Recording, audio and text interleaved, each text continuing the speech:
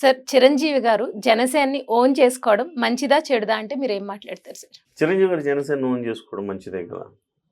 So, నిన్న ఆయన ఫంక్షన్‌లో మాట్లాడుతూ, లైలా ఫంక్షన్‌లో మాట్లాడుతూ జనసేన పార్టీ గురించి మాట్లాడారు. జై జనసేన అన్నారు.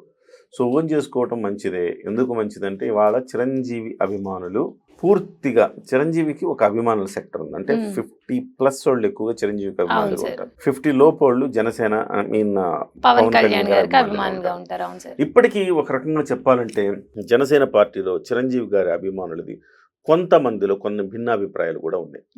50 ఏళ్ల లోపు వాళ్ళు అవుట్ రైట్గా పవన్ కళ్యాణ్ గారిని సపోర్ట్ చేస్తూ ఉంటే 50 ఏళ్ల పైబడిన వాళ్ళు మాత్రం చిరంజీవి గారి అభిమానులు జనసేనకు పూర్తి స్థాయి అన్కండిషనల్ సపోర్టు ఇవ్వట్ల ఇప్పటికి కూడా. సో కొంత అక్కడ కొంచెం లోపం ఉంది. కొంచెం దాన్ని సరి చేయాల్సిన అవసరం ఉంది. ఇవాళ చిరంజీవి గారు ఓన్ చేసుకోవటం వల్ల వాళ్ళందరూ కూడా జనసేన పక్షమే ఉంటారు అని మనం అనుకోవచ్చు. ఒక రకంగా ఆయన ఓన్ చేసుకోవటానికి కూడా ఆయనకు ఒక అర్హత ఉన్నది, హక్కు ఉన్నది. సొంత తమ్ముడు కదా పవన్ కళ్యాణ్ గారు. పవన్ కళ్యాణ్ గారు ఎక్కడి నుంచి వచ్చారు? సో ఆయన ఇంట్లో నుంచి వచ్చారు. ఆయన ఆయన ద్వారా సినిమాల్లోకి వచ్చారు. ఆయన ద్వారా రాజకీయాల్లోకి వచ్చారు. మన జనసేన పార్టీని ఆయన ఓన్ చేసుకోకపోతే ఎట్లా? ఖచ్చితంగా ఓన్ చేసుకోవటం వల్ల మంచే జరుగుతుందని నేను అనుకుంటున్నాను. అయితే చిరంజీవి గారు ఇంకొక వ్యాఖ్య కూడా చేశారండి. ప్రజారాజ్యం పార్టీ రూపాంతరం చెందితేనే జనసేన అన్నారు. దీన్ని మీరు ఎంతవరకు సమర్థిస్తారు? 100% ఎగ్జాక్ట్లీ. అవునా సార్? ప్రజారాజ్యం అనేది రూపాంతరం చెంది జనసేన అయింది. ఎట్లా? ప్రజారాజ్యం పెట్టినప్పుడు సిద్ధాంతాలు ఏంటి? ప్రజారాజ్యం పెట్టినప్పుడు ఒక 2 వర్గాలు మాత్రమే లబ్ధి పొందుతున్నాయి. ఆ 2 వర్గాలు ఎక్కువగా సీట్లు తీసుకుంటున్నాయి. కాబట్టి 3వ వర్గం ఉండాల్సిన అవసరం ఉన్నది. ఆ ప్రత్యామ్నాయ రాజకీయాలు రావాలి, మార్పు రావాలి, బడుగు బలహీన వర్గాలకు అత్యధిక స్థానాలు కేటాయించాలి అనే ఒక సదుద్దేశంతో, సమున్నత లక్ష్యంతో ప్రజారాజ్యం పార్టీ ఏర్పడింది. ఆ ఏర్పడిన క్షణంలో సో సీట్లు ఇచ్చేటప్పుడు కూడా ఆయన ఏదైతే చెప్పాడో 100 సీట్లు బీసీలకు ఇస్తానని చెప్పాడు. చరిత్రలో ఎప్పుడూ జరగల అట్లా. అంతలాగా 100 సీట్లు ఇచ్చాడు ఆయన. సో 100 సీట్లు ఇచ్చిన తర్వాత సో ఆయన ఓడిపోవడం అనేది ఇక గెలుపోవటంలో మన చేతుల్లో లేవు. కానీ పూర్తి స్థాయిలో ఆయన మీద నమ్మకం రాకపోయి ఉండొచ్చు. గెలుపోవటంలోనేమో మన చేతుల్లో ఉండదు. సో ఏదేమైనా కానీ ప్రజారాజ్యం పార్టీ ఆ దశ నుంచి మళ్ళీ ఇటువైపు చూస్తే జనసేన పార్టీ సిద్ధాంతాలు ఏంటి? అవే కదా. జనసేన పార్టీ ఇవాళ 21 స్థానాలు వచ్చినాయి కాబట్టి సరిపోయింది. కానీ 170 స్థానాల్లో పోటీ చేస్తుంటే జనసేన కూడా బడుగు బలహీన వర్గాలకు అత్యధిక స్థానాల్లో సీట్లు ఇచ్చేది. అలాగే డబ్బులు లేకుండా మంచి స్వచ్ఛమైన రాజకీయం చేసింది. సో ప్రజలకు ఒక మార్పు చూపించాలనే లక్ష్యంతో పనిచేస్తుంది. ఎక్కడి నుంచి బయలుదేరింది ఇదంతా కూడా జనసేన పార్టీ జనసేన పార్టీ అధ్యక్షుడు పవన్ కళ్యాణ్ గారు పిఆర్పిలో యువరాజ్యం అధ్యక్షులుగా ఉన్నారు. రాజకీయ నేపథ్యం ప్రారంభమైంది అక్కడ, అంకురార్పణ చేసుకుంది అక్కడ. కాబట్టి పవన్ కళ్యాణ్ ఎక్కడ ఏ తానులో ముక్క, ప్రజారాజ్యం తానులో ముఖ్య. కాబట్టి ఇవాళ ఆయన చిరంజీవి గారు కూడా ఆ రకంగా రూపాంతరం చెందింది అంటే అందులో పెద్దగా దాన్ని మనం శంకించాల్సిన అవసరం కానీ మనం తప్పుపట్టాల్సిన పరిస్థితి కానీ ఏమీ లేదని నేను అనుకుంటాను. అయితే ఇందాక మీరు అన్నారు పవన్ కళ్యాణ్ ఎక్కడ వాడు చిరంజీవి తమ్ముడే కదా, అదే కుటుంబం కదా, అదే తానులో గుడ్డ కదా అని కూడా అన్నారు. అయితే మరి 2019లో ఓటమప్పుడు స్పందించిన చిరంజీవి గారు గెలుపును మాత్రం ఇప్పుడు జనసేన గెలుపును మాత్రం ఆయన తన గెలుపు అంటే నాదే కదా, నా పార్టీ నుంచి వచ్చిందే కదా అంటున్నారు కదా. సో అంటే ఓటమప్పుడు ఆయనది కాదా, మరి గెలుపప్పుడు మాత్రమే ఆయన స్వీకరిస్తారా చిరంజీవి మనం గారు? అట్లా తప్పుగా అర్థం చేసుకోకూడదు. చిరంజీవి గారు ఏ రోజున్నా తమ్ముడు అభివృద్ధిని కాంక్షించారు, తమ్ముడు పార్టీ విజయం సాధించాలని కాంక్షించారు. మనం చూస్తే చిరంజీవి గారు ఎన్నికల ముందు కూడా 5 కోట్ల రూపాయలు విరాళం ఇచ్చారు. ఎన్నికలప్పుడు నా తమ్ముడు నిజాయితీ పరుడు గెలిపించండి అన్నారు. అలాగే అనేక మంది జనసేన పార్టీ వాళ్ళ ఇంటికి వెళ్తే ఆశీర్వాదం ఇచ్చారు. సో అడుగడుగున ఆయన లేడేమో కానీ ఆయన సైన్యం మొత్తం పవన్ కళ్యాణ్తో పాటే ఉందిగా.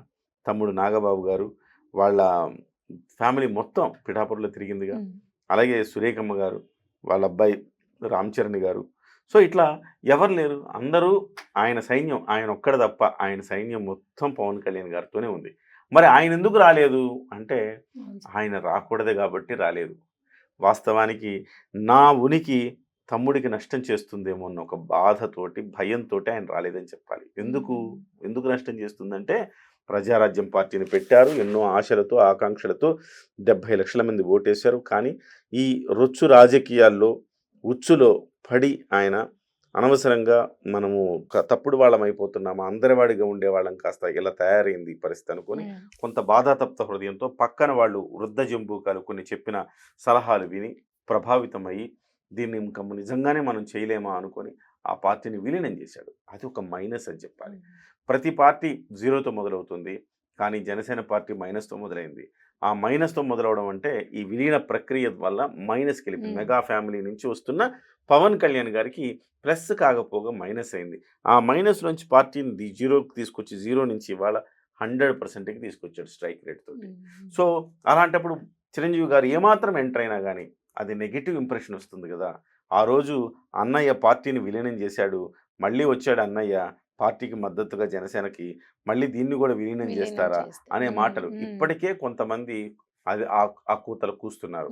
ఇవాళ చిరంజీవి గారు అన్న మాటలకే ఆ కూతలు కూస్తున్నారు. ఎందుకంటే చిరంజీవి గారు యాదృచ్ఛికంగా యథాలాపంగా ఎదుటి వాళ్ళు కొంతమంది పిఆర్పి గురించి పరిచయం చేస్తూ విశ్వక్సేన్ తండ్రిని పరిచయం చేస్తూ గతంలో పిఆర్పిలో ఉండేవారు ఇతను అని చెప్పే ఒక ప్రయత్నంలో భాగంగా ఎదుటి వాళ్ళు ఇప్పుడు జనసేన జనసేన అంటే ఎస్ జనసేన జై జనసేన, పిఆర్పి రూపాంతరం చెందితేనే జనసేన అయింది అది అని చెప్పుకొచ్చాం. అది యథాలాపంగా యాదృచ్ఛికంగా చెప్పిందే తప్ప అందులో వ్యూహాత్మకంగా ఆయన ఏదో పార్టీలకు రావాలన్న కాంక్షతోనో పార్టీలో పదవులు తీసుకోవాలన్న కాంక్షతోనో చెప్పింది కాదు.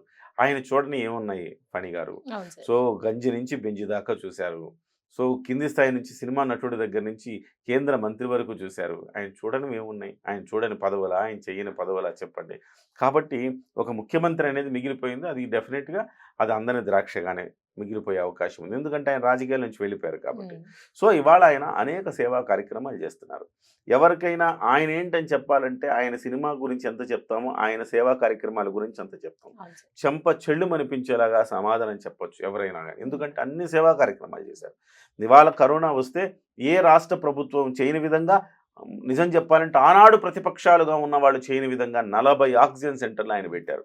సినిమా ఇండస్ట్రీ మొత్తం 5,000 నోట్లోకి వెళ్ళాయంటే చిరంజీవి గారి కారణం. ఇంతటి సేవా కార్యక్రమాలు చేస్తున్నారు.